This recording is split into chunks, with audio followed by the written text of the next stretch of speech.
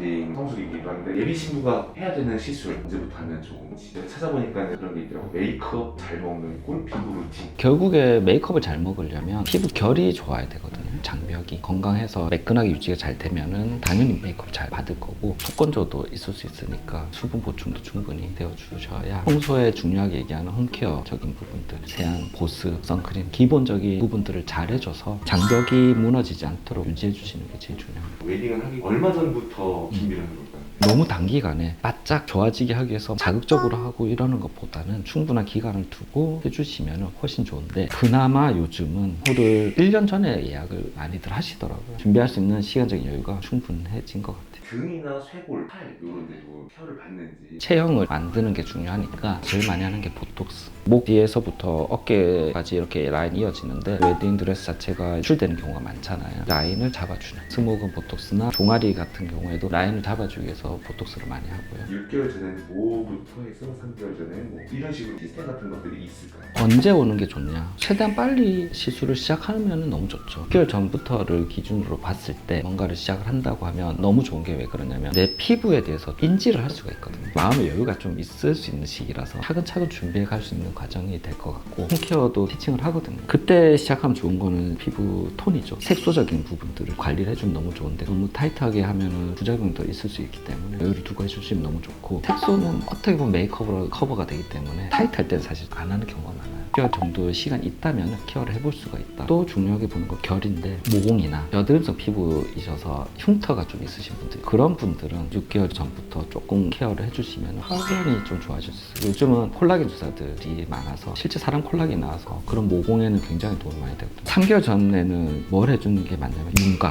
윤곽에서 제일 중요한 건 두 가지거든요. 늘어지는 거랑 꺼지는 거. 당연히 늘어지는 건 흔히 얘기한 탄력 리프팅 레이저들이 많죠. 피부 타입에 따라서 울세라를 한다든지, 힘이 없는 피부이면 써마지 같은 걸 해준다든지, 약간 살이 조금 있으신 분들은 울세라 같은 걸 하면서 인모드나 이런 걸 좀 병행해주면 훨씬 좋습니다. 그런 식의 리프팅 레이저를 해주시고요. 꺼짐이 정말 전 중요하다고 생각을 하는데, 제일 대표적으로 꺼지는 부위가 아볼이라든지 눈물꼬라, 여볼, 팔자. 웨딩을 보면은 빛이 많잖아요. 내 얼굴에 메이크업을 해도 비춰졌을 때 꺼져 있고 그러면 음영이 져서 윤곽이 좀 좋지 않게 보일 수 있는데, 그런 부분들을 채워주는 게 필요한데, 예전에는 급하게 앞두고 필러를 거의 많이 했죠. 3개월 정도 시간이 그래도 있다면 자연스러운 걸 선호하고 부작용 덜한 걸 원하시는 경향이 있기 때문에 주베르 볼륨이나 콜라겐 주사를 권하죠. 리프팅 레이저랑 병행은 가능하니까. 다만 그런 게 힘든 부위들 있잖아요. 필러가 훨씬 더 효과적인 부위, 이마라든지 입술, 코, 턱끝 이런 부위들은 필러를 해주시면 윤곽이 조금 더 볼륨감이 생기기 때문에 3개월 전에부터 시작해주시면 너무 좋을 것 같고요. 1개월 전에는 주사를 할 수 있는 마지막 시기라고 보시면 되거든요. 건조감이나 그런 게 너무 심하면 물광 주사, 요즘 결이나 이런 거에 도움이 되는 것 중에 리바이브가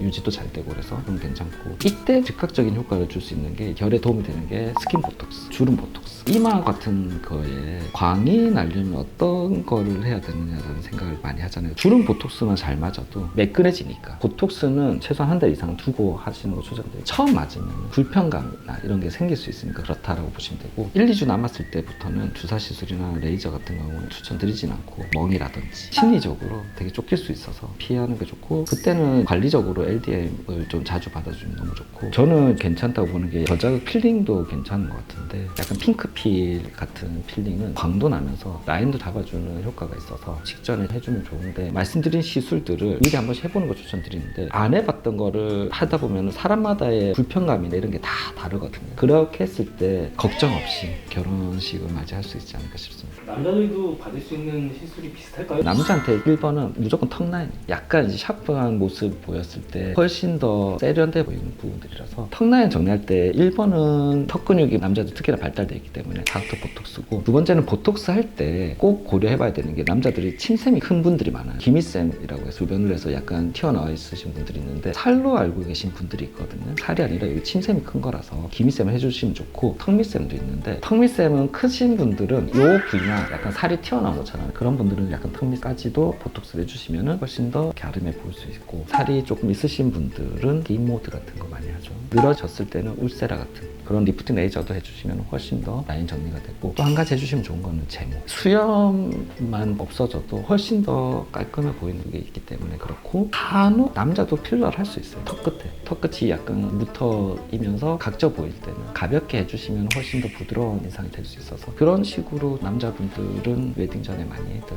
합니다. 약간 그런 느낌이죠. 네일 아트 하시면 되고 가지고 큐티클 제거라도 하는 거. 그래서 대표적으로 많이 하는 게 사각턱 보톡스예요. 신생까지 해주면은 너무 좋기는 해요. 저도 들어갈까요? 감독님도 사각턱 괜찮을 것 같은데요? 약간 여기가 있으셔서 여기가 좀 더 들어갈 수는 있죠. 이런 표현 좀 그렇지만 동그란 외모가 더 귀여운 모습이셔서 약간 애견남 느낌으로 가시는 테토남보다는, 근데 테토남 되고 싶어 하더라고요. 해주면 네. 성향은 테토남일 수 있는데 외모적으로 약간 애견남 같은. 그날만을 기다리면서 준비를 하실 텐데, 늦지 않게 피부과 가셔서 적절한 시술 좀 잘 추천받아서 하시고, 직전에 예민해져 있잖아요. 문제가 뭐냐면 트러블이 많이 나요. 트러블이 났을 때는 미리 항생제 같은 약을 조금 드셔서 피부를 좀 진정시켜 주는 것도 또한 중요할 것 같아요. 잘 준비하셔서 행복한 결혼식이 되셨으면 좋겠습니다. 네. 맞죠? 아, 그럼요.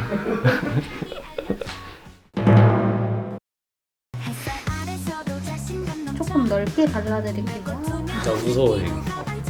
바른 척하면 안 발라줘요. 쑥스러운데요? 아, 이거 진짜 싸네.